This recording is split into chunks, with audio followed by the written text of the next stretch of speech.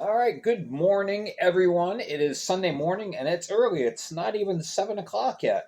Wow, things kind of went crazy last night. So I had a video all planned out, ready to go, and then a bunch of stuff went down. So had to replan things really quick this morning and lay things out for you. So, lots of news, of course, headlined by the fact that we finally have a team name for the Elmira franchise. It is the Elmira River Sharks. Um, yeah, a lot of people kind of raising an eyebrow doing the Spock thing, but it's a lot better than the Mammoth. There's a nice intimidation factor there with the name, very aggressive name. So the logo looks very sharp. If you have been on the FPHL website, you'll notice that the FPHL shield representing Elmira has been replaced by the actual logo. That goes for all team schedules as well. So, yes, the Elmira River Sharks. I find it a curious name, yes, but I understand. Again, it's a pretty intense moniker, and the logo I like.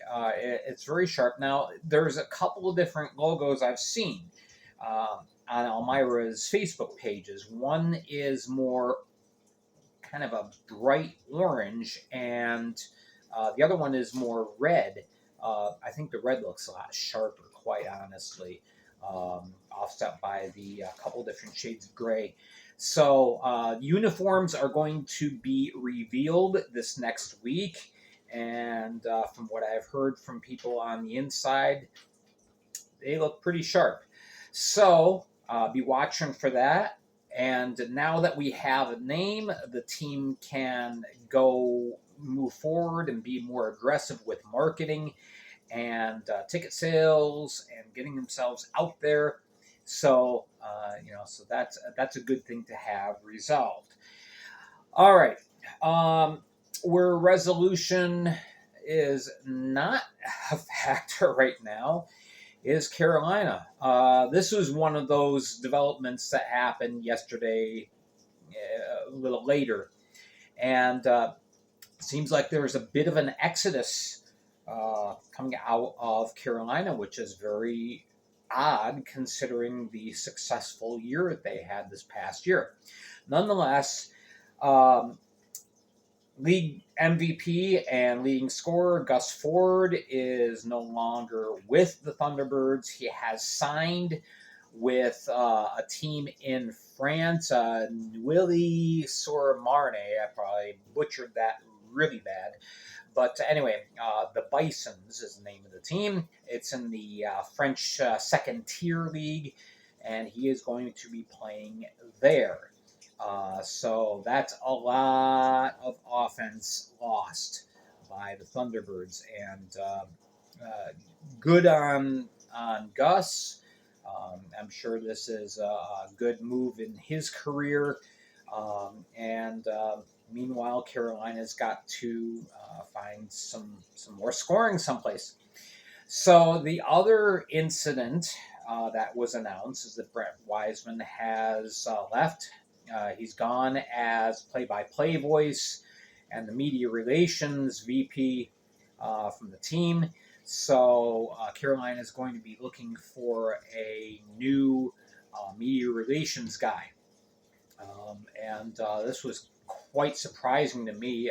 Wiseman has one of the more distinctive voices in the FPHL.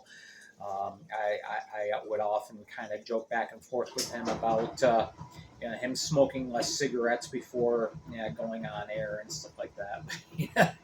A lot of ground in his voice, but a lot of excitement that he generated with his broadcasts. So he's going to be missed. More moves are coming in the next few days, possibly even potentially being announced as early as today. There's quite a shakeup going on in Carolina. Very surprising once again. So, yeah, look over the next few days uh, for some surprises, and not necessarily the good kind. So we'll see what goes on. It looks like Carolina is moving in a different direction for next year. We'll see how things turn out there. We are saying farewell to Paul Fregeau, defenseman for the Columbus River Dragons. He announced that he is retiring. He is not going to be involved in hockey. He is moving to Nashville, Tennessee to start a business. So, best of luck to Fregeau. He had quite the career in the Fed. He had 86 games played, 10 goals, 67 assists. He had a rating of plus 72, which is fantastic. And he also played 101 games in the SPHL as well. Had 5 goals and 21 assists there. So, almost 200 games played in the last few years. So he's looking to move on in his life and start a new chapter in his story. Now, that's a lot of defense that has been lost by Columbus. Of course, Frujo is retiring, and they lost Adam Vinelli in the expansion draft to Baton Rouge. So there's two big defensive presences. Anyway, lost by the River Dragons. They're going to have to go out and find replacements for it. And I commented in previous videos, defensive men are going to be at a premium this next year. It really seems like everybody's focusing on more scoring, and defense is kind of getting forgotten about. So anytime you can lock up a good core of defensemen on your roster, you've got an advantage. I'm looking at Danbury, Elmira, and Baton Rouge. Baton Rouge drafted 5 defensemen in the expansion draft. I think they have an advantage over other teams right now because unless there are a lot of surprises that are found in the rookie camp in August, teams are going to be scrambling for good, experienced defensemen. And unless they start looking in Europe or something. But anyway, they're really going to be a prime. So I think scoring is going to be up this next year. Blue line cores aren't going to be as strong, it seems, right now. And also, with the roster changes coming up for this next year, each team is only able to have 2 goalies on their active roster. So there's less roster spots available for goaltenders. So that's going to play a factor as well. So I think scoring is definitely going to be up this next year across the league. All right. The other move happening that involves Columbus is the River Dragons traded Jacob Wolf to Virginia Hoosiers, whatever they're going to be called, for future considerations. And as we know, that could be a player in return, that could be cash, that could be other considerations and concessions. It could be something as simple as travel arrangements, because of course the teams have to cover those costs. So, that kind of seems like something that you would kind of poo-poo off, but in a league like the Fed, especially with travel increasing this next year, that could be a big consideration. So, there you go. So Jacob Wolf, again, on the move. He's bounced around a few teams, and I'm surprised that he really hasn't been able to stick because, again, I've mentioned before with him that he can do a little bit of the little things very well. He's not going to lead your team in scoring. He's not going to put up 80 points and 40 goals. but he does a lot of neat, nifty little things, like special teamwork, face-offs, mucking and grinding in the corners. Those are his strong suits, and every team needs players like that. So, Wolf will take his talents now to Virginia, and we'll see how things develop there.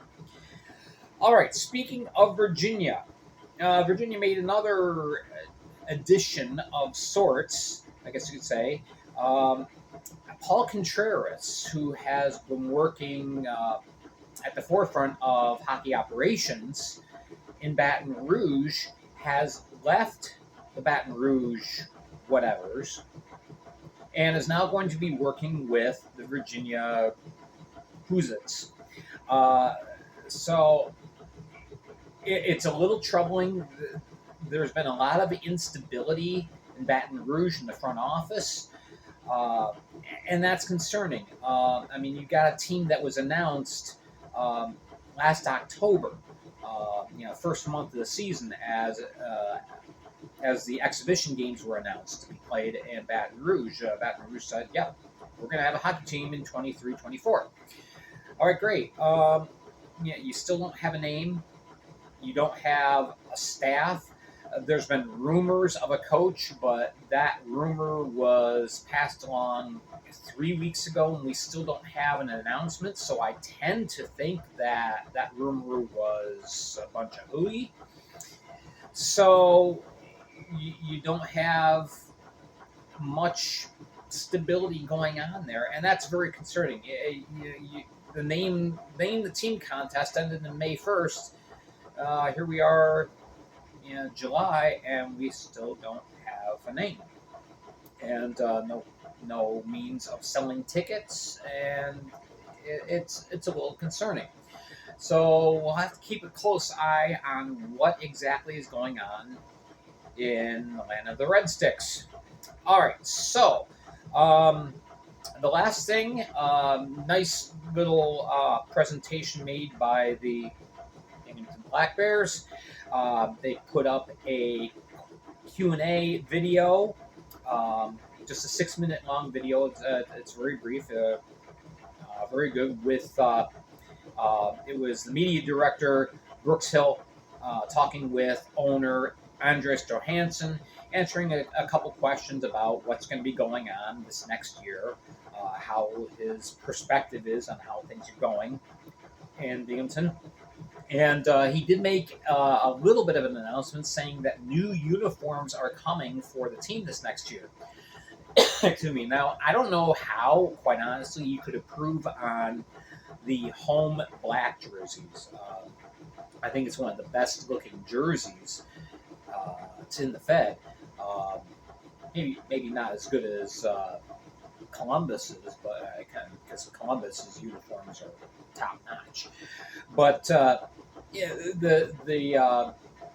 thought they got it right with the black unis, but apparently all three jerseys, white, green, and black, are going to be redone and presented at a later time, later this summer, and so we will wait and see how things develop with that, and what the team's going to look like physically on the ice. All right, so that is what I got for today. A lot of stuff going on. Here we are in the middle of July. There shouldn't be anything going on. Yeah, it's the hockey season's in the off season, but lots of stuff going on. It's the Fed after all. All right, so that is it for today. Make sure to hit like and subscribe down below. Leave a comment. Let me know what you think about what's been shared on this. Remember, we're not only here on YouTube, but every Thursday we have our Spotify podcast. Go to Spotify. It's a free app to download and use. Lots of great podcasts there. I'm there every Thursday with a new podcast. And, of course, as much as possible, we'll post stuff on Facebook, especially with the craziness that's going to be ensuing in the next couple of days. Do my best. Work's been really crazy, so I will do my best to keep up to date. Thank you so much for watching. I'm Gary Ryan for the Fed League Flash. Until next time, keep your head up, keep your stick on the ice, and be excellent to each other.